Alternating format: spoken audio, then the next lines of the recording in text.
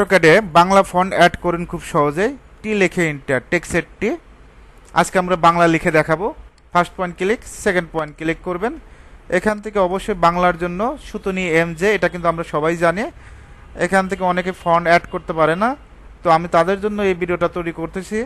এখান থেকে কি দেব, সুতনি এমজে, অবশ্যই সুতনি এমজে কনফার্ম রাখতে হবে। এখান থেকে 10 ইঞ্চি,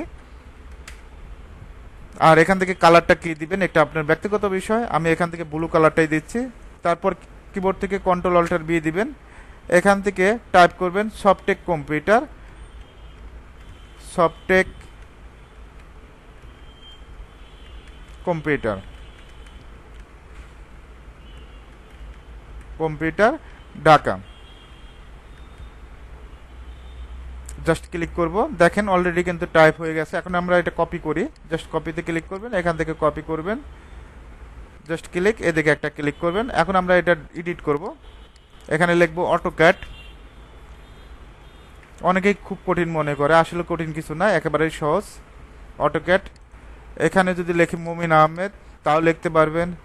আপনি যদি, যেহেতু আমি বাড্ডায়, উত্তর বাড্ডা থাকি, উত্তর বাড্ডাই লিখি, উত্তর বাড্ডা।